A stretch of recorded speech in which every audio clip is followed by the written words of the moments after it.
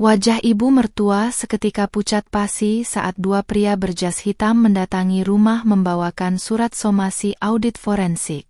Beliau nekat menggesek kartu kredit emas milikku sebesar 50 juta rupiah demi membelikan barang mewah untuk putri kesayangannya, tanpa tahu bahwa aku adalah direktur keuangan.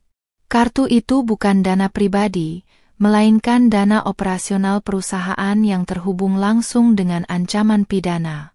Akankah kesombongan ibu mertua berakhir di balik jeruji besi? Asal mana nih yang nonton? Coba tulis di komentar ya. Jangan lupa subscribe Cerita Dulu. Suara ketukan pintu bertubi-tubi di pagi hari yang cerah itu seketika memecah ketenangan rumah dua lantai yang selama ini berdiri anggun di kawasan perumahan asri Yogyakarta. Aku yang sedang menyeduh teh hangat di dapur segera menghentikan gerakan tanganku, merasakan firasat kurang mengenakan yang mendadak berdesir halus di dada. Belum sempat aku melangkah menuju area foyer, langkah kaki yang tergesa-gesa dan terkesan kasar sudah lebih dulu terdengar berderap menggemakan lantai granit. Ibu mertua dengan setelan gamis brokat merah menyala dan riasan wajahnya yang selalu mencolok, setengah berlari menuju pintu depan dengan ekspresi wajah yang penuh rasa ingin tahu bercampur kekesalan karena merasa ketenangannya terganggu. Dari balik pembatas dapur minimalis, aku menyelimuti diriku dalam diam, memperhatikan bagaimana wanita parubaya itu memutar gagang pintu kayu jati dengan kasar. Begitu daun pintu terbuka lebar, sosok dua pria berbadan tegap dengan setelan jas hitam formal tailored langsung berdiri tegak di ambang pintu, membawa aura dingin yang langsung mengubah atmosfer hangat pagi itu menjadi sangat menekan. Tatapan kedua pria itu sangat tegas, tajam, dan tidak menunjukkan sedikit pun ruang untuk basa-basi saat salah satu dari mereka merogoh bagian dalam jasnya dan mengeluarkan sebuah map dokumen tebal berlogo hukum perusahaan yang sangat familiar di mataku. Wajah ibu mertua yang semula menyiratkan kejengkelan seketika berubah menjadi ketakutan yang luar biasa ketika pria di sebelah kiri mulai membacakan surat pemberitahuan resmi mengenai audit forensik keuangan.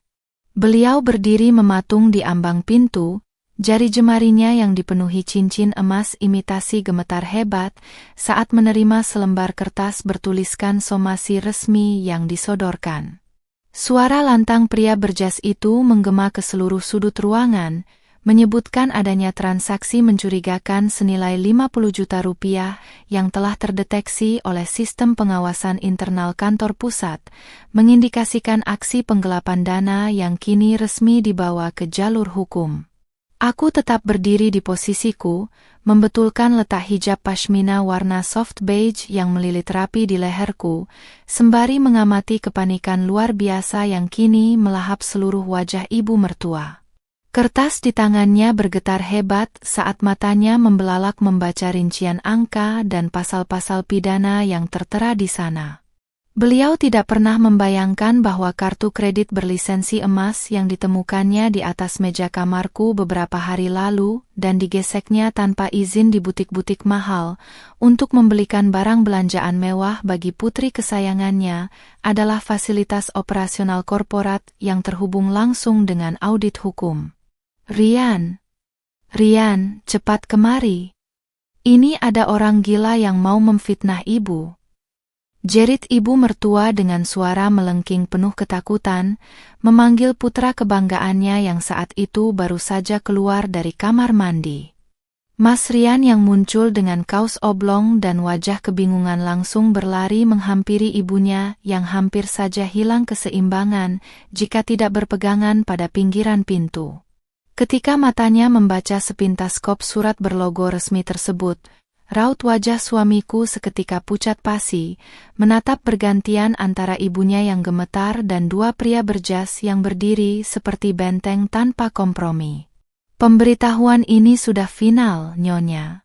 Jika dalam waktu 24 jam tidak ada klarifikasi atau pelunasan dari pemegang akun terkait dana operasional tersebut, kami akan membawa kasus penggelapan ini ke markas kepolisian, ujar salah satu pria berjas itu dengan suara datar namun penuh dengan penekanan yang menakutkan. Tanpa menunggu balasan lagi, kedua pria profesional itu menganggukkan kepala secara formal lalu berbalik arah, meninggalkan area teras rumah dan menghilang di balik mobil sedan hitam yang terparkir rapi di pinggir jalan depan rumah kami. Suasana di dalam rumah mendadak menjadi sangat hening dan mencekam, hanya tersisa suara napas ibu mertua yang memburu dan tidak teratur di tengah kepanikan. Beliau membalikkan badannya dengan gontai, menggenggam erat kertas somasi itu seolah-olah kertas tersebut adalah racun yang siap membunuhnya kapan saja. Tatapannya yang biasanya penuh dengan kesombongan dan tatapan meremehkan kepadaku kini meredup total, tergantikan oleh rasa takut yang luar biasa akan bayangan jeruji besi yang siap mengurungnya akibat perbuatannya sendiri. Mas Rian mendadak menoleh ke arahku dengan tatapan mata yang dipenuhi keterkejutan dan keraguan, seolah baru saja menyadari keberadaanku yang berdiri tenang di dekat area dapur. "Dek, ini kenapa ada surat dari perusahaan ekspor-impor multinasional yang menagih uang 50 juta ke ibu? Kamu tahu soal kartu kredit yang dipakai ibu kemarin?" Tanyanya dengan suara bergetar, mencoba mencari kejelasan di tengah badai masalah yang baru saja menghantam keluarganya secara tiba-tiba. Ibu mertua yang mendengar ucapan anaknya langsung menatapku dengan sorot mata liar, mencoba mengalihkan kesalahan dan kepanikannya kepadaku dengan nada suara yang ditinggikan untuk menutupi rasa bersalahnya. "Ini pasti ulah kamu, kan? Kamu yang sengaja mau menteror ibu pakai orang-orang bayaran. Kamu cuma menantu yang tidak punya apa-apa di rumah ini. Tidak mungkin kartu plastik emas yang ibu pakai itu milik perusahaan besar." Teriaknya histeris sambil menunjuk-nunjuk mukaku dengan jari jemarinya yang gemetar. Aku membalas tatapan histeris itu dengan ketenangan yang luar biasa, melangkah perlahan mendekati meja makan dengan gaya yang sangat elegan dan terkontrol. Aku tidak perlu berteriak atau menunjukkan kemarahan yang meluap-luap untuk membalas tuduhan kosong wanita paruh baya tersebut. Mereka berdua, baik suamiku maupun ibu mertuaku, selama ini hanya mengenal diriku sebagai seorang istri berhijab yang penurut, sederhana, dan tidak banyak bertingkah di dalam rumah tangga ini tanpa pernah tahu fakta sebenarnya. Mereka tidak pernah mengetahui fakta bahwa di luar pintu rumah ini, aku adalah seorang direktur keuangan yang memegang kendali penuh atas lalu lintas dana ratusan miliar di perusahaan ekspor-impor tempat kartu kredit emas itu diterbitkan. Selama ini aku memilih untuk bersikap humble dan menutupi jabatan tinggiku demi menjaga harga diri Mas Rian sebagai kepala keluarga, namun tindakan nekat ibu mertua yang mencuri kartu operasional itu telah melewati batas toleransi yang bisa kuberi. "Ibu pikir dua pria berjas tadi adalah orang bayaran untuk menteror ibu?" Tanyaku pelan dengan senyum tipis yang dingin mengembang di bibirku. Aku menegakkan posisiku, menatap lurus ke dalam manik mata ibu mertua yang kini mulai berkaca-kaca karena kepanikan yang teramat sangat. "Itu adalah tim audit hukum dari kantor pusatku, Bu. Dan kartu yang ibu pakai untuk borong tas mewah kemarin adalah kartu kredit operasional yang atas namanya tercatat langsung di bawah kewenanganku sebagai direktur keuangan." Ruang tengah rumah seketika hening, menyisakan ketegangan yang pekat mengudara di antara kami bertiga. Kalimat yang baru saja keluar dari mulutku melayang lambat di udara, meresap ke dalam pikiran ibu mertua dan Mas Rian bagai hantaman godam yang menghancurkan seluruh rasa percaya diri mereka. Keheningan itu begitu pekat hingga suara detak jarum jam dinding di atas meja TV terdengar melenting nyaring. Mata ibu mertua membelalak lebar, napasnya tertahan di tenggorokan, sementara Mas Rian mematung dengan mulut sedikit terbuka, menatapku seolah aku baru saja berubah menjadi sosok asing yang tidak pernah ia kenal selama 3 tahun pernikahan kami. Direktur keuangan?" Bisik Mas Rian dengan suara parau yang nyaris tak terdengar, melangkah mundur satu tapak dengan tatapan tidak percaya. Matanya menatapku dari ujung kepala hingga ujung kaki, meneliti penampilanku, seorang istri berhijab pashmina krem sederhana dengan blus fitted yang rapi, yang selama ini selalu ia anggap hanya karyawan biasa berpenghasilan pas-pasan. "Dek, kamu tidak sedang bercanda kan? Kamu bilang selama ini kamu cuma staf akuntansi biasa di kantor cabang." Lanjutnya, menuntut jawaban dengan nada suara yang bergetar hebat. "Aku tidak pernah bercanda soal pekerjaanku, Mas," jawabku tegas, melipat kedua tangan di dada sembari memberikan tatapan dingin yang tak tergoyahkan. "Aku memang bekerja di bidang keuangan, tapi aku tidak pernah bilang kalau aku cuma staf biasa. Aku memegang posisi direktur keuangan untuk seluruh operasional wilayah tengah. Dan kartu kredit berlogo emas yang diambil ibu dari meja riasku adalah fasilitas khusus korporat untuk transaksi darurat perusahaan, bukan uang kaget yang bisa dipakai belanja seenaknya." Ratapan kecil yang memilukan tiba-tiba keluar dari bibir ibu mertua, memecah kecanggungan yang membeku. Kertas somasi di tangannya perlahan meluncur jatuh, tergeletak di atas lantai granit tanpa daya. Wajahnya yang tadi merah padam oleh kemarahan dan kesombongan kini berubah pucat pasi bagai kain kafan. Lututnya tampak gemetar hebat hingga beliau harus memegang sandaran sofa untuk menjaga tubuh tambunnya agar tidak ambruk ke lantai. Kesombongan yang selalu beliau pamerkan setiap hari runtuh seketika di hadapan kenyataan pahit yang baru saja meledak. "Tidak mungkin," gagap ibu mertua, suaranya kini melengking kecil bercampur kepanikan yang teramat sangat. "Kakakmu cuma menantu yang berasal dari keluarga biasa. Bagaimana mungkin kamu jadi direktur? Kamu pasti bohong untuk menakut-nakuti ibu, kan? Rian, lihat istrimu. Dia makin berani membual dan mengancam ibumu sendiri." Teriaknya histeris, mencoba memegang lengan Mas Rian demi mencari perlindungan, namun pegangannya lemah dan gemetar. "Cukup, Bu," potongku cepat sebelum Mas Rian sempat membuka suara untuk membela ibunya seperti biasa. "Cukup membual bahwa aku berbohong. Dua pria berjas yang datang tadi adalah bukti nyata bahwa audit internal perusahaan tidak pernah main-main dengan penyalahgunaan dana. Di dalam kartu itu terpasang chip lacak otomatis. Begitu ada transaksi senilai 50 juta di butik perhiasan dan tas mewah pada jam 10 malam, sistem keamanan kantor pusat langsung menyalakan sinyal bahaya dan membekukan akun tersebut." Mendengar kata butik perhiasan dan tas mewah, Mas Rian mendadak menoleh tajam ke arah ibunya dengan raut wajah tidak percaya yang bercampur amarah. "Ibu? Ibu benar-benar menggesek kartu kredit Arini sampai 50 juta?" bentak Mas Rian dengan suara menaik, sebuah reaksi yang sangat jarang kudengar dari seorang anak yang selama ini selalu menuruti apapun keinginan ibunya tanpa bantahan. "Ibu pakai buat apa uang sebanyak itu? Rian kan sudah bilang jangan sentuh barang-barang di kamar kami." Ibu mertua menyipitkan mata, panik karena kini sudut pandang tuduhan mengarah penuh padanya. Ibu cuma membelikan kalung emas dan tas baru buat Tari, Rian. Adikmu itu kan mau tunangan bulan depan, masa tampil memalu-malukan di depan keluarga calon suaminya? Ibu pikir kartu itu milik istrimu yang bisa dicicil pelan-pelan dari uang belanjamu. Mana ibu tahu kalau kartu itu milik kantor? Bela ibu mertua dengan alasan egoisnya yang selalu menempatkan anak kesayangannya di atas segalanya.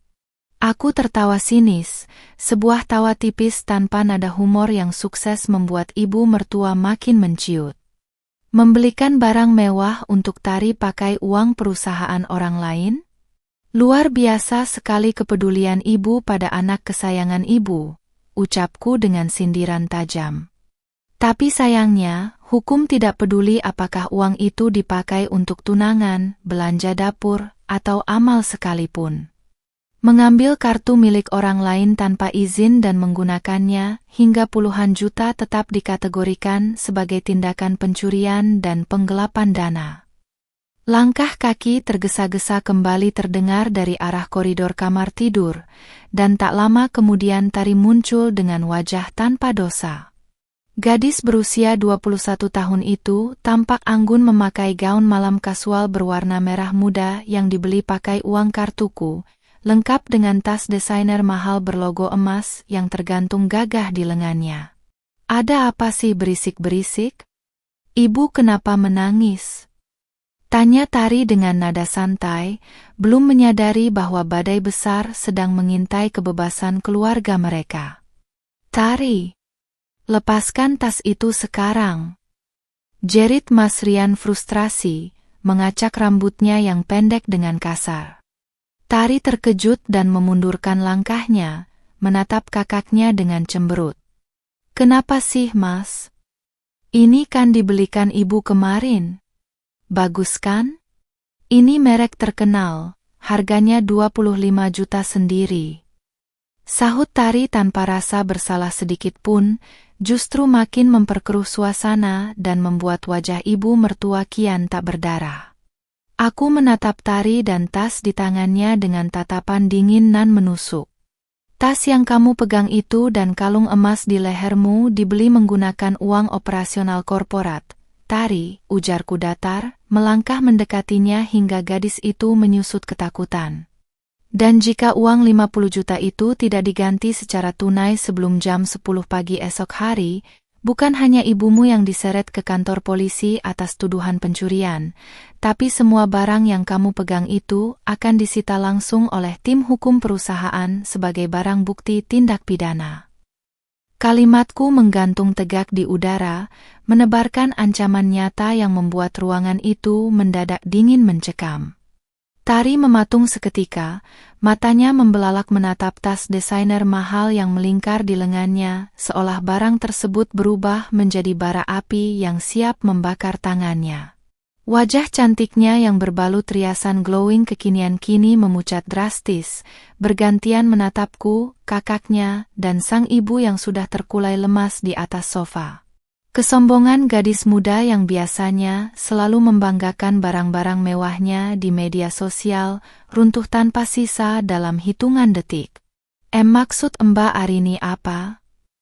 jerit Tari dengan nada histeris, suaranya melengking tinggi menahan rasa takut yang mulai menggerogoti dadanya. Ia buru-buru melepaskan tas mahal itu dan melemparkannya ke atas meja kaca seolah-olah ingin membuang semua keterlibatannya dalam masalah hukum ini. "Ibu bilang ini uang tabungan ibu. Ibu yang belikan ini buat Tari. Kenapa Mbak Arini malah menuduh Tari mau diseret ke polisi?" "Mas Rian, lihat istrimu. Dia jahat banget menuduh keluarga kita seperti ini." "Diam kamu, Tari," bentak Mas Rian dengan nada yang sangat tinggi, membuat adiknya seketika terbungkam dengan mata berkaca-kaca. Mas Rian mengacak rambutnya kasar, mondar-mandir di ruang tengah dengan raut wajah panik luar biasa. Keadaan yang tadinya terkendali kini berbalik menjadi mimpi buruk bagi keluarganya. Sebagai suami yang selama ini selalu menganggapku hanya istri penurut dan lemah lembut, ia kini harus menghadapi kenyataan bahwa posisi pekerjaanku adalah penentu nasib ibu dan adiknya dari ancaman penjara.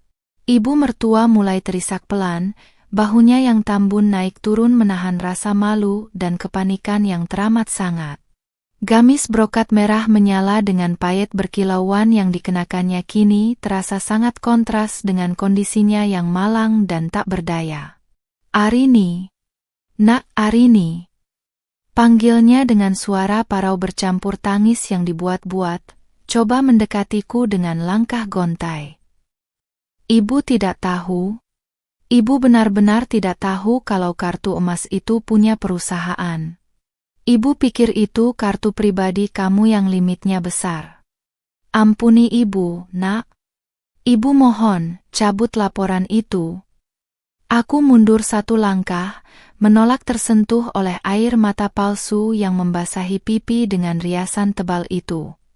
Selama 3 tahun menikah dengan Mas Rian, sudah tidak terhitung berapa kali wanita parubaya ini meremehkanku, menyindir latar belakang keluargaku yang sederhana, dan menganggapku tidak selevel dengan keluarga mereka. Namun hari ini, takdir berputar dengan sangat kejam, memperlihatkan siapa yang sebenarnya memegang kendali penuh atas hidup mereka. Mencabut laporan? Tanyaku dengan nada dingin tanpa emosi, mengangkat sebelah alisku. Ibu pikir ini perkara pertengkaran di dapur rumah tangga yang bisa selesai hanya dengan kata maaf? Surat yang dibawa tim hukum tadi adalah surat resmi dari kantor pusat. Sistem keamanan audit forensik mendeteksi transaksi itu secara otomatis. Tanpa pengembalian uang 50 juta tunai secara utuh sebelum batas waktu besok pagi, berkas perkara penggelapan akan langsung diserahkan ke pihak kepolisian. 50 juta? Jerit Mas Rian histeris sambil memegang kepalanya yang terasa mau pecah. Ia menatap ibunya dengan tatapan frustrasi yang teramat sangat. Dari mana kita bisa dapat uang 50 juta dalam waktu kurang dari 24 jam, Bu? Tabungan Rian saja tidak sampai 10 juta karena bulan lalu dipakai untuk bayar DP gedung tunangan Tari. Teriaknya meluapkan kekesalan yang selama ini terpendam. Ibu mertua semakin menangis histeris, memukul-mukul dadanya sendiri yang terasa sesak oleh kepanikan. Uang belian perhiasan dan tas itu tidak bisa dikembalikan ke toko, Rian. Tokonya bilang barang yang sudah dibeli dan dipotong nota tidak bisa dibatalkan. Ratap ibu mertua dengan suara serak. Tari, kembalikan kalung emas itu. Kita jual lagi ke toko lain. Teriaknya panik sambil menarik paksa rantai emas yang melingkar di leher putri kesayangannya. Aduh! Sakit, Bu. Jangan ditarik. Ringis Tari sambil menepis tangan ibunya dengan kasar. Air matanya mulai menetes merusak riasan wajahnya. Kalau dijual lagi hari ini harganya pasti jatuh. Potongan-potongannya banyak banget. Paling cuma laku 15 juta. Masih kurang jauh dari 50 juta. Protes Tari dengan suara bergetar, menyadari betapa bodohnya tindakan mereka yang membeli barang mewah tanpa memperhitungkan risiko. Mas Rian mendadak berlutut di hadapanku, memegang kedua telapak tanganku dengan raut wajah memelas yang sangat mengharapkan iba. Dek, tolong Mas, Dek. Mas mohon sama kamu. Bisiknya dengan nada memohon yang paling dalam, air mata kekesalan terpancar jelas di sudut matanya. Kamu kan direktur keuangan di sana. Kamu pasti punya wewenang untuk menutupi uang itu dulu kan? Pakai tabungan kamu atau atur pembukuannya dulu, Dek. Tolong selamatkan ibu. Mas tidak mau ibu masuk penjara di usianya yang sudah tua ini. Aku menatap suami yang berada di bawah kakiku itu dengan tatapan kecewa yang mendalam. Alih-alih menyuruh ibunya bertanggung jawab atau mencari solusi yang benar, Mas Rian justru memintaku melakukan pelanggaran hukum demi menutupi kejahatan keluarganya. Logika pikirannya yang konyol itu membuktikan betapa rusaknya mentalitas keluarga ini yang selalu menganggapku sebagai pahlawan pembersih masalah yang mereka ciptakan sendiri. Aku menarik tanganku dengan kasar dari genggamannya, berdiri tegak dan menatap Mas Rian dengan pandangan yang penuh rasa jijik. Kamu minta aku memalsukan laporan keuangan korporat demi menutupi aksi pencurian ibumu, Mas? Tanyaku dengan suara rendah namun sangat menusuk. Kamu mau mengorbankan karir, nama baik, dan kebebasanku demi tindakan kriminal yang diatur oleh ibumu dan Tari? Dengar baik-baik, Mas Rian. Aku tidak akan pernah mengorbankan integritas pekerjaanku untuk tindakan tidak tahu diri seperti ini. Ruang tamu itu mendadak hening seketika saat kata-kataku menusuk tepat di dada Mas Rian. Suasananya terasa amat dingin, hingga erangan tangis ibu mertua yang tadi melengking kini tertahan di tenggorokannya. Mas Rian tertegun, masih posisi berlutut di lantai granit dengan mata membelalak penuh rasa tidak percaya atas penolakanku yang begitu dingin dan tanpa kompromi. Ia tak pernah menyangka bahwa istri yang selama ini selalu mengalah dan memendam perasaan akan berdiri begitu tegar, menolak menuruti kehendaknya yang konyol. "Dek, kamu tega sama Mas? Sama Ibu?" Bisik Mas Rian dengan suara serak bercampur getaran emosi yang mulai membuncah. Ia perlahan bangkit berdiri, menyapu lutut celananya yang kotor, lalu menatapku dengan sorot mata kecewa yang dipaksakan. "Ibu memang salah, tapi Ibu tidak tahu kalau itu kartu kantor. Masa kamu tega melihat ibu mertuamu sendiri mengenakan pakaian tahanan hanya karena uang 50 juta? Kamu kan punya posisi tinggi, masa tidak ada celah sedikit pun untuk membantu keluargamu sendiri?" "Keluarga?" tanyaku retoris dengan senyum sinis mengembang tipis di bibirku. Aku melipat kedua tangan di dada, membetulkan letak jilbab soft beige yang melilit rapi di bahuku. Keluarga mana yang tega masuk ke kamar pribadiku tanpa izin, mengacak-acak isi meja riasku, lalu mencuri kartu kredit emas milik perusahaan hanya demi memuaskan gengsi belaka? Apakah tindakan seperti itu pantas disebut sebagai perlakuan dari sebuah keluarga, Mas? Ibu mertua yang menyadari posisinya makin tersudut mendadak bangkit dari sofa dengan sisa-sisa keberaniannya yang tersisa. Wajahnya yang berbalut riasan tebal kini tampak kacau oleh coretan maskara yang luntur diterpa air mata. "Jangan sok suci kamu, Arini," teriaknya sambil menunjuk wajahku dengan jarinya yang bertabur cincin emas imitasi. "Kamu itu cuma menantu di rumah ini. Dulu kamu masuk ke keluarga ini juga cuma membawa baju di badan. Jangan berlagak seperti penguasa hanya karena kamu punya jabatan tinggi di kantor." "Ibu, cukup!" bentakku dengan suara tegas dan lantang, membuat wanita paruh baya itu seketika bungkam dan melangkah mundur ke belakang adiknya. Suaraku yang menggelegar penuh aura kepemimpinan seorang direktur keuangan menghentikan semua ocehan kosong di ruangan itu. Cukup bersikap seolah ibu adalah korban di sini. Ibu yang sudah melakukan kejahatan, ibu yang menggesek kartu perusahaan tanpa hak, dan sekarang ibu masih berani membentak orang yang memegang kunci kebebasan ibu.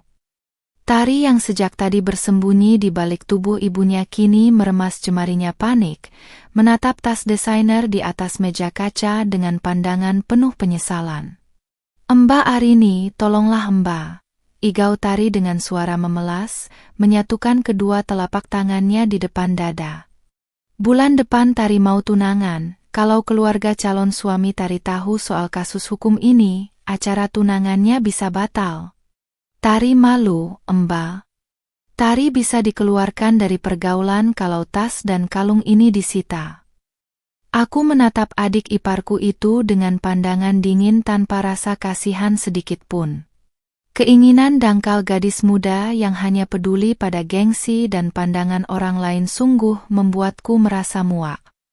"Kamu lebih takut batal tunangan dan malu di depan teman-temanmu ketimbang takut ibumu masuk penjara, Tari?" Sindirku tajam, membuat wajah gadis berusia 21 tahun itu seketika merah padam menahan malu. Mas Rian melangkah mendekat, memegang kedua bahuku dengan cengkeraman yang agak kuat, berusaha memaksaku menatap manik matanya. "Arini, dengarkan Mas kali ini saja," bujuknya dengan nada suara yang sengaja dilembutkan, mencoba memainkan manipulasi emosional yang biasa ia gunakan. "Kita bisa jual mobil tua milik Mas, atau Mas bisa ajukan pinjaman online hari ini juga untuk menutupi sebagian. Tapi tolong, gunakan wewenangmu untuk memperpanjang tenggat waktu auditnya. Beri Mas waktu 3 hari, Dek. Tolong." Aku melepaskan cengkeraman tangannya dari bahuku dengan gerakan perlahan namun sangat bertenaga. Tatapanku terkunci pada wajah suamiku yang tampak sangat frustrasi dan menyedihkan di saat yang bersamaan. Prosedur audit forensik di perusahaan multinasional tidak bekerja berdasarkan belas kasihan seorang istri, Mas, jawabku datar. Sistem pembayaran korporat sudah mengunci akun tersebut sejak transaksi mencurigakan itu terdeteksi. Tim hukum hanya memberikan waktu hingga jam 10 pagi esok hari. Lewat 1 menit saja, berkas resmi penipuan dan penggelapan akan meluncur ke Polda. Ruangan itu kembali terjerembet ke dalam keheningan yang sangat menyiksa. Ibu mertua menyandarkan punggungnya ke dinding dengan napas tersengal-sengal, menyadari bahwa jeratan hukum yang membelit lehernya benar-benar nyata dan tidak bisa ditawar lagi. Kesombongan yang selama ini beliau agung-agungkan di hadapan para tetangga kini pupus, berganti dengan bayangan jeruji besi yang dingin dan menakutkan. Sekarang kalian punya waktu kurang dari 24 jam, ujarku sambil mengambil tas kerja kulit hitamku yang tergeletak di atas meja dapur. Aku merapikan letak pakaianku, memastikan penampilanku tetap anggun dan profesional meski rumah tangga di sekitarku sedang hancur berantakan. Kumpulkan semua tabungan kalian, jual perhiasan atau barang mewah yang baru dibeli itu ke toko emas, atau cari pinjaman kemanapun yang kalian bisa. Karena aku tidak akan mengeluarkan sepeser pun uang pribadiku untuk membayar kebodohan yang kalian perbuat. Tanpa menunggu balasan atau tangisan histeris yang mulai pecah kembali di belakangku, aku melangkah mantap menuju pintu depan. Suara tumit sepatuku berketuk nyaring di atas lantai granit, mengiringi setiap langkahku meninggalkan rumah yang kini dipenuhi aura penyesalan mendalam. Saat aku memutar gagang pintu dan melangkah keluar menuju udara pagi yang segar, aku tahu bahwa perang terbuka dalam rumah tangga ini baru saja dimulai, dan aku adalah pemegang kendali penuh atas takdir mereka. Deru mesin mobil SUV hitamku membelah jalanan kota Yogyakarta yang mulai dipadati kendaraan pagi itu. Di balik kemudi, aku menarik napas panjang, menetralkan gemuruh emosi yang sempat menguasai dada saat berada di dalam rumah tadi. Cermin lipat di dashboard memperlihatkan bayangan diriku, seorang wanita berhijab soft beige yang tampak tenang, anggun, namun memiliki sorot mata yang tak terobohkan. Aku membetulkan letak kerah blus fitted krem yang kupakai, memastikan seluruh penampilanku mencerminkan ketegasan seorang pimpinan tinggi perusahaan sebelum tiba di kantor pusat. Ponsel di samping jok mobil tak henti-hentinya bergetar menyalakan layar, menampilkan puluhan panggilan tak terjawab dari Mas Rian dan beberapa pesan singkat berturut-turut dari ibu mertua. Pesan-pesan yang semula berisi nada ancaman kini berubah total menjadi deretan kalimat memohon, meminta agar aku berbalik arah dan memberikan keringanan. Aku membiarkan layar ponsel itu meredup sendiri tanpa berniat membalasnya satupun. Mereka harus belajar memahami bahwa setiap tindakan kriminal yang dilakukan dengan sengaja selalu memiliki harga mahal yang wajib dibayar tuntas. Begitu mobilku memasuki area parkir khusus direksi di gedung perkantoran ekspor-impor multinasional 9 lantai tersebut, 2 staf keamanan berseragam rapi langsung menyambut dengan penghormatan hangat. Aku melangkah keluar mobil dengan anggun, menggenggam tas kerja kulit hitam serta dokumen penting di tangan kanan. Langkah kakiku yang mantap menggemakan lantai marmer lobi utama, menarik perhatian beberapa karyawan yang menyapa sopan saat aku berjalan menuju lift khusus eksekutif yang akan membawaku langsung ke lantai paling atas. Pintu lift terbuka di lantai 8, menyambutku dengan suasana kantor yang tenang dan sangat profesional. Sekretaris pribadiku, seorang wanita muda berseragam rapi, segera berdiri dari mejanya begitu melihat kedatanganku. "Selamat pagi, Ibu Arini." Tim audit forensik dan kepala divisi hukum perusahaan sudah menunggu di ruang rapat utama sesuai jadwal yang Ibu minta kemarin malam, lapornya dengan nada sigap sambil menyerahkan dokumen ringkasan transaksi kartu kredit operasional yang dipermasalahkan. "Terima kasih, Siska."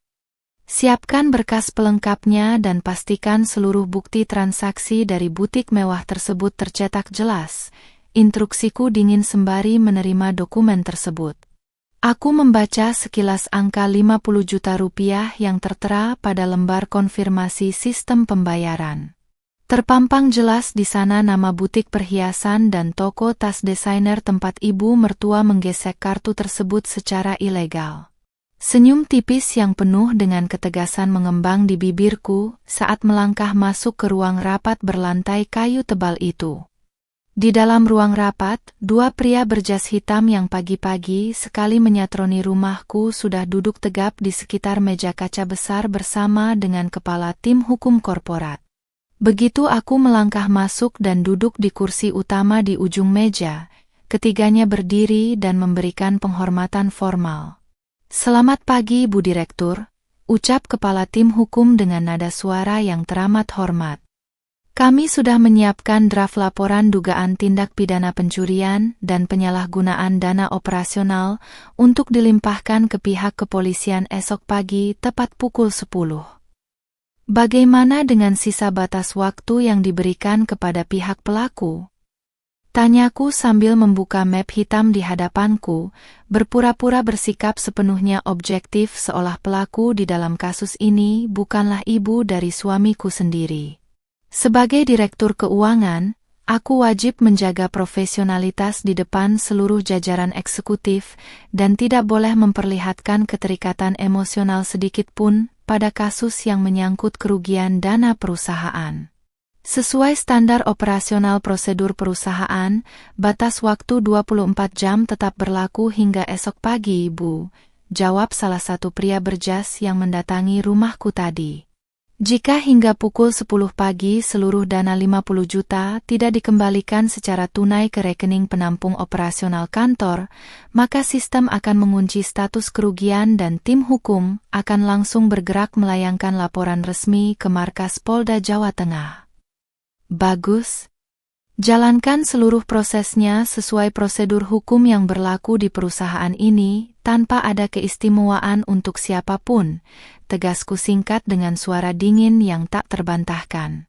Pria-pria berjas itu mengangguk paham, sangat menghormati integritas dan ketegasan kepemimpinanku yang tidak pernah mentolerir sekecil apapun bentuk kecurangan di dalam struktur keuangan kantor. Ketika rapat selesai dan aku kembali ke ruang kerja pribadiku yang luas dengan pemandangan lanskap kota dari balik kaca besar, pintu ruanganku mendadak diketuk tergesa-gesa. Siska masuk dengan wajah sedikit cemas. "Mohon maaf mengganggu, Bu Arini." Di lantai dasar ada seorang pria bernama Pak Rian yang memaksa masuk ingin bertemu ibu. Pihak keamanan menahannya di lobi karena beliau tidak memiliki janji temu resmi dan tidak membawa kartu akses tamu eksekutif. Aku bersandar santai di kursi kerja kulitku, menatap layar monitor yang menampilkan rekaman CCTV lobi utama lantai dasar.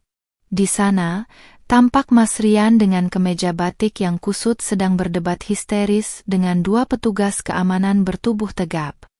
Wajah suamiku terlihat sangat panik, matanya liar mencari-cari keberadaanku, dan ia terus menunjuk-nunjuk ke arah lift VIP seolah-olah berhak menerobos masuk ke area kerja elit tempatku berkuasa. "Biarkan dia menunggu di lobi dasar, Siska. Jangan izinkan dia naik ke lantai ini sebelum jam kerja selesai," perintahku datar tanpa berpaling dari layar monitor. Aku memutar pena di jariku dengan tenang, mengamati betapa menyedihkannya sosok pria yang selama ini selalu menuntutku untuk patuh pada ibunya, kini harus mengemis waktu hanya untuk bisa bicara denganku di tempat kerjaku sendiri. Suasana lobi megah berlantai marmer di lantai dasar gedung perkantoran itu mendadak menjadi pusat perhatian para karyawan yang lalu lalang. Mas Rian berdiri di tengah ruangan dengan wajah memerah tahan malu, sementara dua petugas keamanan berbadan tegap tetap berdiri kokoh memblokir jalurnya menuju area lift VIP. Pria yang selama ini selalu membanggakan harga dirinya sebagai kepala rumah tangga itu kini tampak begitu kecil, terhimpit oleh keanggunan dan kemewahan gedung tempat istri yang selalu ia remehkan menjabat sebagai pimpinan tertinggi di divisi keuangan. Jam dinding di lobi terus bergulir hingga menunjukkan pukul 5 sore, menandakan berakhirnya jam operasional kantor. Pintu lift VIP akhirnya terbuka berdenting halus, dan aku melangkah keluar dengan anggun berbalut blus fitted krem yang rapi serta hijab pashmina soft beige yang melilit sempurna. Suara ketukan heels sepatuku di atas marmer seketika menarik perhatian Mas Rian. Mata suamiku yang sudah memerah karena lelah dan cemas langsung berbinar saat melihat sosokku berjalan dikawal oleh sekretaris pribadi dan 2 staf keamanan. "Arini, Dek, tolong dengarkan Mas dulu," teriak Mas Rian tergesa-gesa sambil menerobos barisan keamanan yang akhirnya memberi jalan atas isyarat tanganku. Ia menghampiriku dengan raut wajah yang sangat menyedihkan. Pakaian batiknya tampak makin kusut dan peluh membasahi dahinya. "Kamu benar-benar ada di sini? Mas dari tadi menunggu kamu jam-jaman di lobi." "Tolong bicara sebentar, Dek, cuma 5 menit. Pintanya dengan suara bergetar dan tatapan memelas di hadapan orang-orang yang memperhatikan kami. Aku menghentikan langkahku tepat di depan pintu kaca utama, menatap suamiku dengan pandangan dingin tanpa emosi sedikitpun.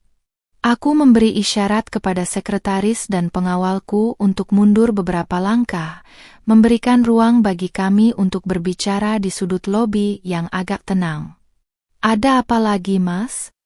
"Aku baru saja menyelesaikan rapat penting dan harus segera menyelesaikan sisa pekerjaanku," ujarku datar, menyilangkan kedua tangan di dada dengan posisi tubuh yang tegak dan penuh wibawa.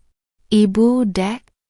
Ibu dari tadi pingsan berulang kali di rumah," bisik Mas Rian dengan nada panik luar biasa, memegang kedua lenganku yang langsung kutepis dengan halus namun tegas. Tari juga sudah menangis histeris. "Kami sudah mencoba menjual tas dan perhiasan emas yang dibeli kemarin ke beberapa toko di mall, tapi toko-toko itu cuma mau menerima kembali dengan potongan harga yang sangat besar. Kami cuma dapat uang tunai 22 juta rupiah. Masih kurang banyak banget untuk tutup 50 juta. Aku mengangkat sebelah alisku, membalas tatapan paniknya dengan senyum tipis yang syarat akan sindiran. "Lalu? Mengapa kamu melapor padaku, Mas? Uang 22 juta itu adalah hasil dari barang-barang yang dibeli memakai kartu operasional kantor. Seharusnya uang itu langsung disetorkan ke rekening penampung perusahaan, bukan diceritakan padaku seolah-olah aku harus bertanggung jawab atas kekurangannya." Mas Rian mengacak rambut pendeknya yang mulai berantakan, menatapku dengan sorot mata penuh ketidakpercayaan atas respons dingin yang kuganjar padanya. "Maksud kamu apa, Dek? Kamu kan punya tabungan pribadi. Mas tahu kamu punya simpanan uang di bank.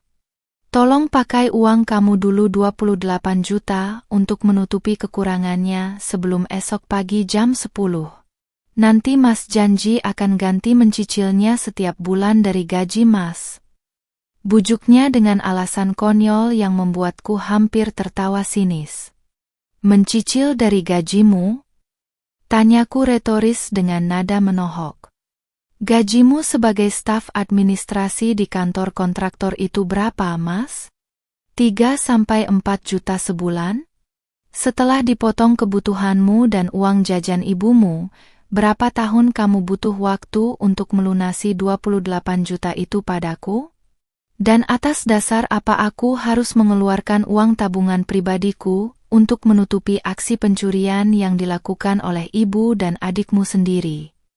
Wajah Mas Rian seketika berubah tegang, rasa gengsi dan amarah yang ditahannya sejak pagi mulai menyembul ke permukaan. "Arini, kamu itu istriku. Ibu itu ibu mertuamu.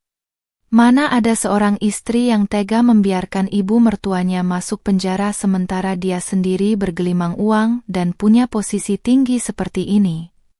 Bentaknya dengan suara menaik, lupa bahwa ia sedang berdiri di area publik tempatku berkuasa. Dua petugas keamanan yang bersiap di dekat pintu lobi langsung melangkah maju mendengar bentakan tersebut, namun aku mengangkat satu tanganku untuk menahan mereka. Aku melangkah satu tapak mendekati Mas Rian, menatap matanya dengan sorot tajam yang membuat nyali pria itu mendadak ciut kembali. "Jaga bicaramu di tempat kerjaku, Mas Rian," bisikku pelan namun sangat menusuk.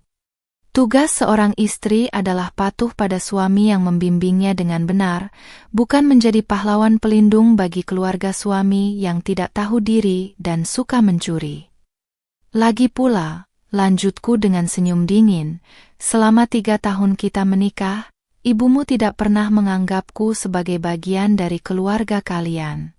Beliau selalu menyebutku menantu miskin yang tidak punya latar belakang terpandang, menyindir hijab dan pakaian sederhanaku, serta selalu menyanjung Tari dan calon keluarganya.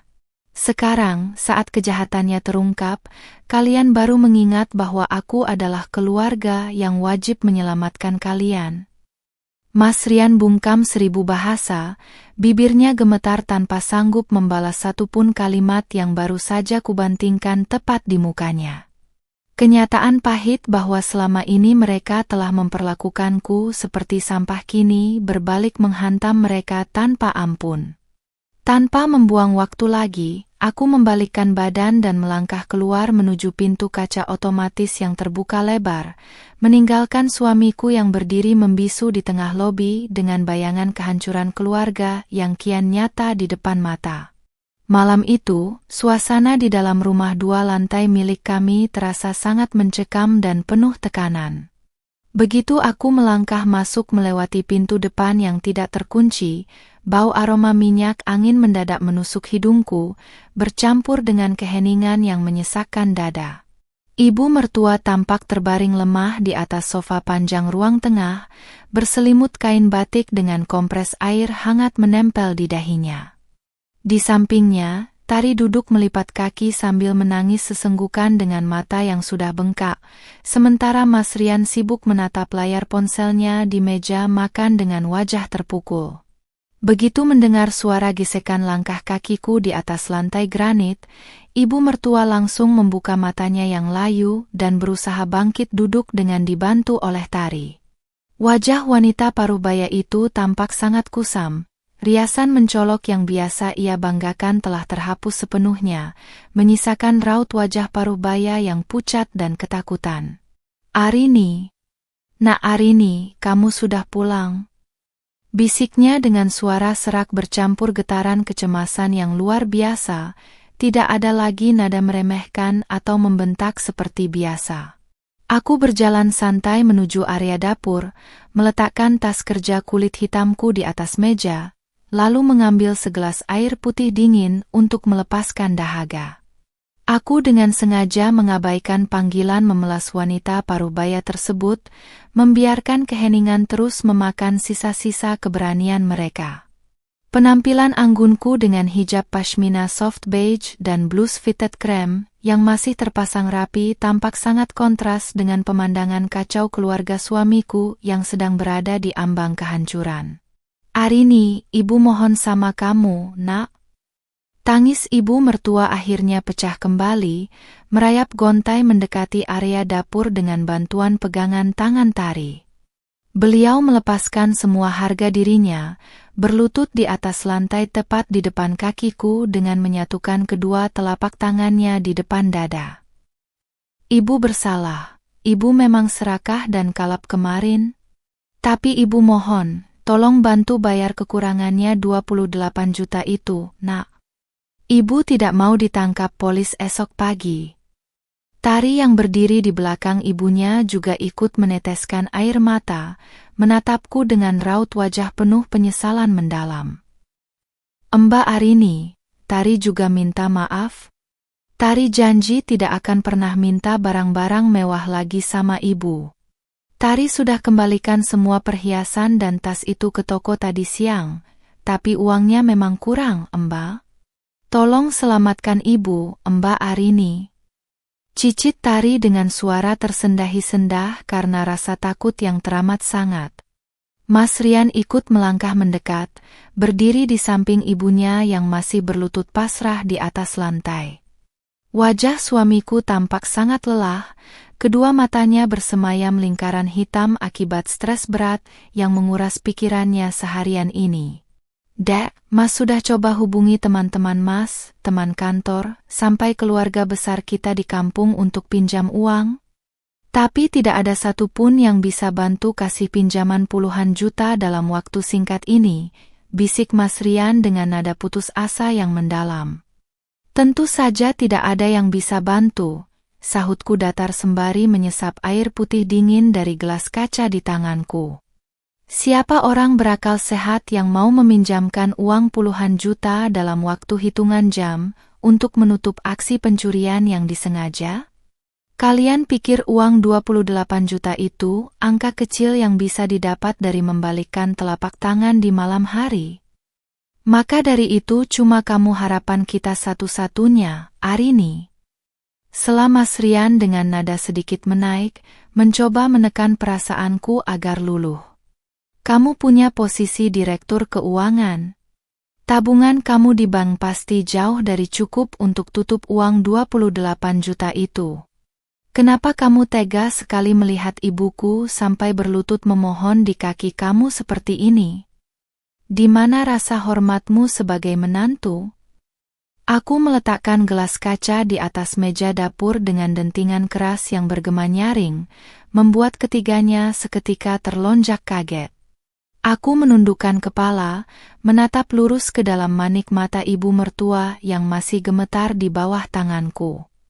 Rasa hormat? Tanyaku dengan senyum sinis yang amat dingin. Di mana rasa hormat ibu padaku saat ibu secara diam-diam membongkar lemari kamarku dan mencuri kartu operasional kantor? Di mana rasa hormat kalian saat selama 3 tahun ini memperlakukanku seperti pembantu yang tak dianggap di rumah ini? Ibu mertua hanya bisa meratap dan menggelengkan kepalanya pasrah. Air matanya menetes merembes ke kain sarung yang dikenakannya. Ibu penyesal, Nak. Ibu penyesal setengah mati. Tolong ampuni ibu kali ini saja. Gumamnya berulang kali seperti mantra keputusasaan. Keangkuhan wanita parubaya yang selalu memamerkan emas imitasi dan membanggakan anak kesayangannya kini hancur lebur tanpa bekas di depan lantai dapur rumahku. Penyesalan selalu datang belakangan, Bu. Balasku tegas tanpa menyisakan sedikit pun celah untuk belas kasihan konyol. Uang 22 juta hasil penjualan kembali barang mewah itu wajib kalian serahkan padaku malam ini juga agar bisa kumasukkan ke sistem penampungan esok pagi. Tapi untuk sisa 28 juta rupiah kekurangannya, itu adalah murni tanggung jawab kalian bertiga untuk menyelesaikannya. Tapi batas waktunya besok jam 10 pagi, Arini. Teriak Mas Rian frustrasi sambil memegang kepalanya yang terasa mau pecah. Aku hanya membalas teriakan itu dengan tatapan tenang yang membekukan. Sambil membetulkan letak hijab pashminaku, aku mengambil tas kerja dan melangkah melewatinya menuju kamar tidur. Kalau begitu, kalian punya waktu kurang dari 10 jam lagi untuk mencari keajaiban. Karena tepat pukul 10 esok pagi, tim audit forensik akan melayangkan laporan resmi ke markas kepolisian. Pagi hari yang sangat dinantikan, sekaligus ditakuti, akhirnya tiba membelah langit kota Yogyakarta dengan hawa dingin yang menusuk tulang. Sejak pukul 6 pagi, suasana di dalam rumah sudah mirip dengan rumah duka yang diselimuti kabut keputusasaan. Ibu mertua duduk mematung di sudut sofa ruang tamu dengan mata sembab dan lingkaran hitam tebal mengelilingi kelopak matanya, tanda bahwa beliau sama sekali tidak memicingkan mata sepanjang malam. Di sebelahnya, Tari terus-menerus memeluk lututnya sendiri, menggigit kuku jarinya dengan wajah pucat pasi setiap kali mendengar denting detik jam dinding yang terus berjalan tanpa kompromi. Aku keluar dari kamar utama dengan penampilan yang luar biasa rapi, anggun, dan berwibawa.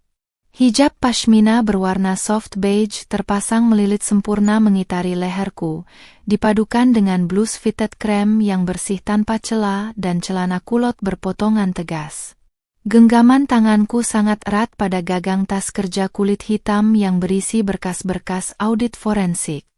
Aku berjalan menuruni anak tangga dengan langkah tenang, memancarkan aura ketegasan seorang direktur keuangan yang siap menentukan nasib orang-orang yang telah meremehkannya.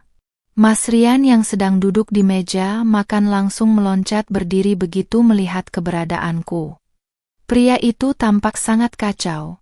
Kemeja yang dikenakannya kusut, matanya merah menyala, dan rambutnya berantakan seperti tidak tersentuh sisir sejak kemarin. Dek? Dek Arini. Panggilnya dengan suara parau yang menyedihkan, berlari kecil menghampiri langkahku. Tolong, Dek. Ini sudah jam 8 pagi. Mas sudah menguras semua limit pinjaman online yang Mas punya, tapi cuma dapat 5 juta rupiah. Tolong bantu sisanya, Dek. Mas mohon. Aku menghentikan langkahku tepat di depan cermin besar dekat foyer, membetulkan sedikit lipatan hijabku tanpa berniat menatap wajah suamiku dari pantulan kaca. Uang 22 juta hasil penjualan barang kemarin sudah ada di dalam amplop ini. Tanyaku datar sambil menunjuk meja foyer. Mas Rian mengangguk cepat dengan jari jemarinya yang gemetar, menyerahkan amplop coklat tebal beserta ponselnya yang menampilkan bukti transfer pinjaman sebesar 5 juta rupiah. Totalnya baru 27 juta rupiah, Mas. Ujarku dingin setelah menghitung kilat angka-angka tersebut di dalam kepala. Aku membalikkan badan, menatap Mas Rian, ibu mertua, dan Tari yang kini semuanya berdiri berkumpul dengan raut wajah memelas yang sangat memprihatinkan. Masih ada kekurangan sebesar 23 juta rupiah dari total kerugian 50 juta yang wajib dikembalikan ke rekening korporat. Ibu mertua mendadak merangkak mendekati posisiku, memegang pinggiran celana kulotku dengan sisa-sisa tenaga yang dimilikinya. Nak Arini, ampuni ibu, nak. Tangisnya pecah kembali, histeris menyayat hati di atas lantai granit.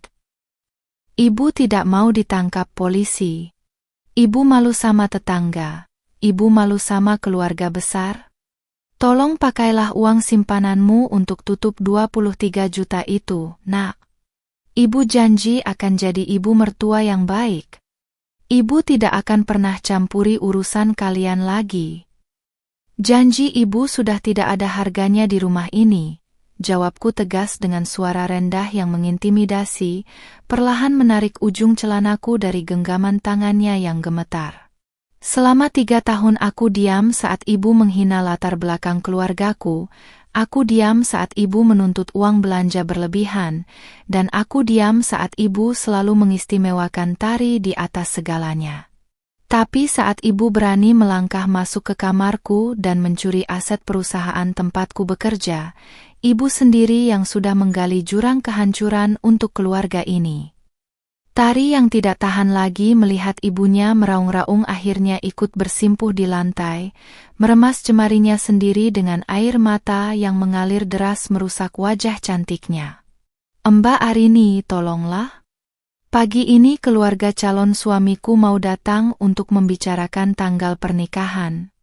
Kalau ada polisi datang ke rumah ini, semuanya hancur, Mbak. Tari tidak punya masa depan lagi. Jeritnya penuh keputusasaan. Aku menatap Tari dengan pandangan dingin tanpa riak simpati sedikit pun. Masa depanmu tidak hancur karena aku, Tari, potongku cepat dan menohok. Masa depanmu hancur karena rasa gengsi dan ketakutanmu akan penilaian orang lain, hingga kamu membiarkan ibumu melakukan tindakan kriminal demi membelikanmu tas dan perhiasan mahal. Kalian bertiga yang menanam benih kejahatan ini, jadi jangan salahkan aku jika hari ini kalian harus memanen hasilnya.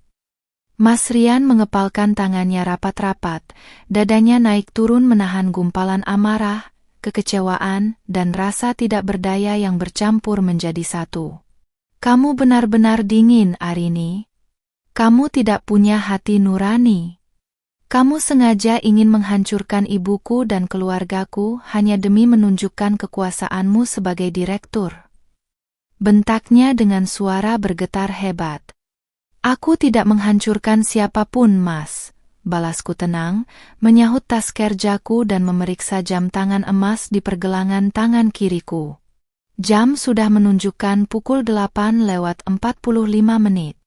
Aku hanya menjalankan tugas dan kewajibanku secara profesional sesuai hukum yang berlaku. Waktu kalian sudah habis. Aku harus segera berangkat ke kantor pusat untuk memimpin rapat penyerahan berkas audit. Tanpa memedulikan jeritan histeris ibu mertua yang makin melengking dan raungan panggil suamiku yang frustrasi, aku memutar gagang pintu depan dan melangkah keluar menuju mobil SUV hitamku. Matahari pagi menyengat kulitku dengan hangat, seolah menyambut babak baru dalam hidupku yang bebas dari penindasan keluarga suami. Saat mesin mobilku nyalakan dan kendaraanku perlahan meluncur meninggalkan pekarangan rumah, aku tahu bahwa dalam waktu 1 jam ke depan, takdir kelam akan secara resmi menjemput mereka. Ruang rapat utama di lantai 8 gedung kantor pusat terasa dingin dan lengang. Pendingin udara berembus pelan, menemani suara denting jarum jam dinding yang terus bergerak maju tanpa kompromi. Aku duduk tenang di kursi pimpinan berbalut blus fitted krem dan pashmina soft beige yang masih rapi sempurna, menatap layar laptop yang menampilkan jam digital sistem perusahaan. Di hadapanku, 2 pria berjas hitam beserta tim hukum korporat telah siap dengan berkas fisik dan draft laporan resmi untuk dilayangkan ke markas Polda Jawa Tengah.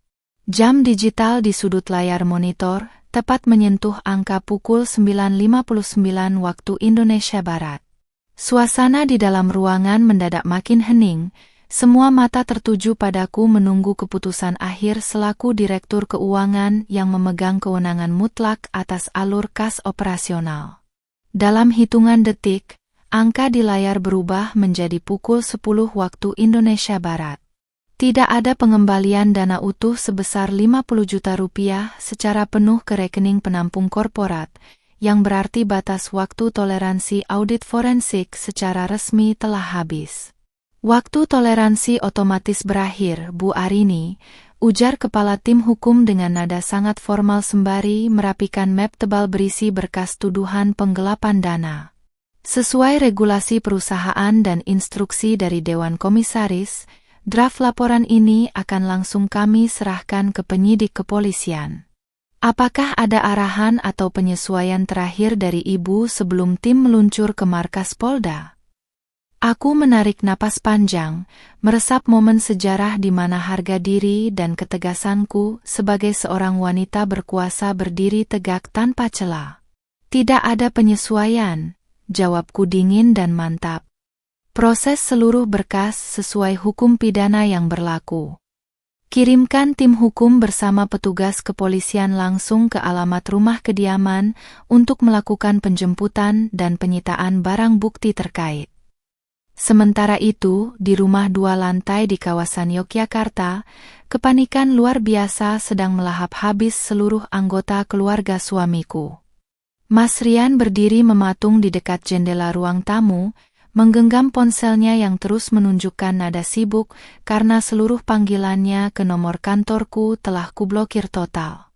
Di sudut ruangan, ibu mertua terkulai lemas di atas karpet dengan derai air mata yang tak kunjung berhenti, sementara Tari menangis histeris di sampingnya sembari meratapi nasibnya yang di ujung tanduk. Tepat pukul 11 siang, sebuah mobil dinas kepolisian berwarna putih biru berhenti tepat di pekarangan rumah kami, diapit oleh mobil sedan hitam milik tim hukum perusahaan. Suara sirine yang menyala singkat seketika memancing perhatian para tetangga sekitar yang mulai keluar rumah untuk menyaksikan drama besar yang tak pernah mereka bayangkan sebelumnya.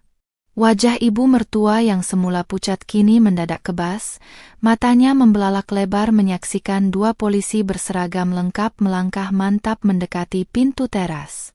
Ketukan pintu yang keras dan berwibawa menggema ke seluruh penjuru rumah. Mas Rian dengan jemari gemetar memutar gagang pintu, dan seketika itu pula dua petugas kepolisian bersama dua pria berjas hitam menunjukkan surat perintah penangkapan resmi dan surat penyitaan barang bukti atas nama Ibu Lestari. Kami dari Markas Polda Jawa Tengah menerima laporan resmi terkait dugaan tindak pidana pencurian dan penyalahgunaan kartu kredit operasional korporat senilai 50 juta rupiah. Tegas salah satu petugas polisi dengan suara lantang yang terdengar hingga ke jalanan. Tolong Pak. Ini salah paham. Ini cuma masalah internal keluarga kami. Jerit Mas Rian histeris, mencoba memasang badannya untuk menghalangi petugas yang hendak masuk ke dalam rumah. Namun, salah satu pria berjas dari tim hukumku langsung melangkah maju dan menyerahkan salinan berkas resmi. Ini bukan lagi urusan internal keluarga, Pak Rian. Pemegang kewenangan kartu operasional ini adalah Direktur Keuangan kami, Ibu Arini, dan beliau telah menandatangani persetujuan pelimpahan kasus ini ke jalur hukum. Tangisan ibu mertua pecah menjadi raungan yang sangat memilukan saat dua petugas wanita menghampirinya dan memintanya berdiri. Gamis brokat merah mencolok yang dulu selalu beliau pamerkan dengan penuh kesombongan kini tampak lusuh dan berkerut. Tangan paruh baya yang biasanya bertabur cincin emas imitasi itu kini dipasangi gelang besi dingin. Borgol resmi kepolisian yang mengunci rapat kebebasannya di hadapan belasan mata tetangga yang menonton dari luar pagar. Rian. Tolong Ibu, Rian. Arini jahat, Rian. Panggil Arini ke sini. Teriak ibu mertua histeris, melangkah poyong dengan kawalan ketat polisi menuju mobil dinas yang terparkir di luar. Warga sekitar berbisik-bisik riuh, saling menunjuk dan mengabadikan momen memalukan itu dengan kamera ponsel mereka. Kesombongan dan keangkuhan seorang ibu mertua yang selalu merasa paling berkuasa di rumah tangga anaknya runtuh seketika, berganti dengan kehinaan mendalam yang disaksikan oleh seluruh lingkungan perumahan. Tari bersembunyi di balik pintu sambil menangis sesenggukan, menutup wajahnya dengan kedua tangan karena sangat malu saat beberapa petugas hukum membawa keluar tas desainer mahal dan sisa nota perhiasan sebagai barang bukti penyitaan. Impian indah gadis muda itu untuk tampil mewah di depan keluarga calon suaminya hancur berkeping-keping, berganti dengan stempel hitam sebagai keluarga seorang tersangka kasus pidana pencurian. Mas Rian terduduk di atas ubin teras rumah dengan tatapan kosong, menyaksikan mobil dinas polisi perlahan bergerak meninggalkan pekarangan rumah membawa ibunya menuju sel tahanan sementara. Pria itu mengacak rambutnya kasar, meneteskan air mata penyesalan yang sangat terlambat. Di saat yang bersamaan, di layar ponselnya masuk sebuah notifikasi pesan singkat dariku yang baru saja kubuka aksesnya. Surat gugatan cerai dan berkas perceraian kita sudah disiapkan oleh pengimpromis hukumku, Mas. Selamat menikmati hasil dari kesombongan keluargamu. 3 hari berlalu sejak badai besar itu meratakan seluruh kesombongan keluarga suamiku hingga ke akar-akarnya. Suasana di markas Polda Jawa Tengah siang itu terasa begitu dingin dan kaku, sangat kontras dengan hawa terik di luar gedung. Aku melangkah anggun menyusuri lorong ruang kunjungan tahanan berbalut blus fitted krem yang bersih tanpa celah dan pashmina soft beige yang melilit sempurna.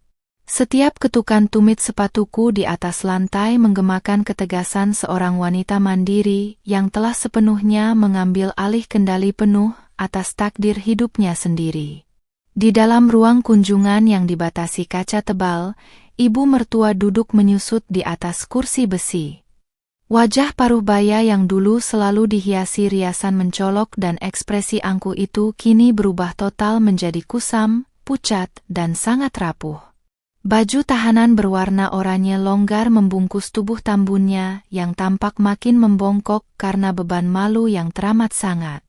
Begitu matanya menangkap sosokku yang masuk bersama pengacara pribadiku, air matanya seketika menetes deras membasahi pipinya yang kendor.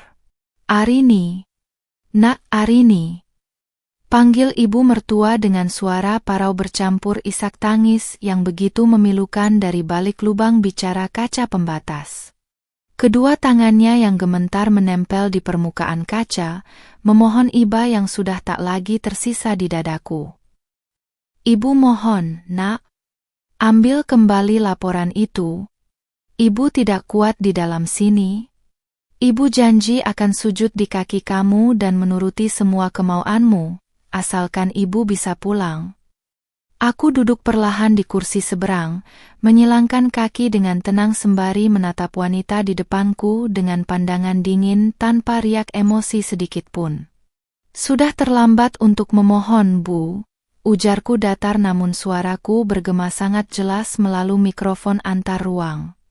"Berkas perkara penggelapan dan pencurian ini sudah dinyatakan lengkap oleh pihak kejaksaan. Proses hukum akan terus berjalan sampai persidangan resmi di pengadilan nanti." Pintu ruang kunjungan mendadak terbuka, memperlihatkan Mas Rian yang masuk dengan langkah gontai. Penampilan suamiku, atau lebih tepatnya calon mantan suamiku, tampak sangat kacau dan tak terurus. Kemejanya lusuh, matanya cekung merah karena kurang tidur, dan raut wajahnya menyiratkan kehancuran mental yang teramat dalam. Di belakangnya, Tari berdiri menyusut takut dengan wajah polos tanpa riasan sama sekali, menutup mukanya karena malu pada orang-orang sekitar. "Arini," bisik Mas Rian dengan nada suara yang benar-benar pecah, menatapku dengan kombinasi rasa penyesalan, ketakutan, dan rasa bersalah yang teramat sangat. Pria yang selama ini selalu membanggakan posisinya sebagai kepala keluarga itu melangkah mendekat. Lalu tanpa memedulikan keberadaan petugas penjara, ia berlutut pasrah di samping kursiku. "Mas mohon sama kamu, Dek. Tolong cabut laporan ibu. Mas sudah jual mobil tua Mas dan pinjam uang ke sana-sini untuk menutupi sisa kerugian perusahaanmu. Uang yang kamu kumpulkan itu tidak bisa memutar kembali waktu atau menghapus tindakan kriminal yang sudah terjadi, Mas," balasku tenang, menarik amplop coklat tebal berisi draft gugatan cerai resmi dari dalam tas kerja kulit hitamku. Aku meletakkannya dengan rapi di atas meja kayu di hadapan Mas Rian. Dan persis seperti pesan yang kutinggalkan kemarin, ini adalah berkas gugatan cerai yang sudah ditandatangani oleh tim hukumku. Hubungan kita secara hukum resmi berakhir di sini. Mas Rian membelalakan matanya, menatap draft gugatan cerai tersebut seolah-olah barang itu adalah petir yang menyambar dadanya. "Cerai? Dek, kamu tidak bisa ceraikan Mas cuma karena masalah ini," jerit Mas Rian histeris. Air matanya menetes merembes ke kertas dokumen di atas meja. "Kita sudah 3 tahun menikah. Masa kamu tega meninggalkan Mas di saat keluarga Mas sedang hancur seperti ini? Keluargamu hancur karena kesombongan, keserakahan, dan rasa meremehkan yang kalian pelihara sendiri selama bertahun-tahun, Mas Rian," potongku cepat dengan nada menohok yang memotong semua dalih kosongnya. "Selama 3 tahun aku memilih bersikap sederhana dan mengalah demi menjaga harga dirimu sebagai suami. Tapi balasan dari kalian adalah kejahatan pencurian dan ancaman manipulasi. Kamu bukan lagi pria yang pantas mendampingi seorang wanita yang berdiri di posisiku." Tari yang sejak tadi diam akhirnya meledak dalam tangisan histeris, berlutut di samping kakaknya sambil memegang ujung mejaku. "Mbak Arini, tolong maafkan kami. Acara tunanganku batal total. Keluarga calon suamiku membatalkannya setelah tahu ibu ditangkap polisi. Tari malu, Mbak. Rumah kita dipasangi garis polisi dan tetangga semua membicarakan kita. Jerit Tari meratapi nasibnya yang kini sirna akibat perbuatannya sendiri. Aku berdiri tegak, merapikan blus fitted krem dan pashmina soft beige di bahuku, lalu memandang ketiga manusia di hadapanku itu dari ketinggian posisiku. Tidak ada lagi rasa bersalah, tidak ada lagi rasa ragu, yang tersisa hanyalah kepuasan atas keadilan yang akhirnya berdiri tegak pada tempatnya. Anggap saja ini adalah pelajaran termahal dalam hidup kalian, ujarku tegas, menatap lurus ke mata ibu mertua yang terus meratap di balik kaca. Bahwa menantu berhijab yang selalu kalian anggap remeh ini punya kuasa penuh untuk meruntuhkan kesombongan kalian dalam hitungan hari. Tanpa memedulikan raungan histeris ibu mertua yang memanggil namaku berulang kali dan tangisan memelas Mas Rian yang memohon kesempurnaan maaf, aku berbalik arah dan melangkah mantap keluar dari ruang kunjungan. Suara tumit sepatuku berketuk nyaring di sepanjang koridor, mengiringi langkah awalku menuju masa depan baru yang bebas dari penindasan keluarga toksik. Aku tersenyum tipis menghirup udara luar yang segar, menyadari bahwa badai telah berlalu, dan akulah pemenang sejati di dalam pertempuran ini.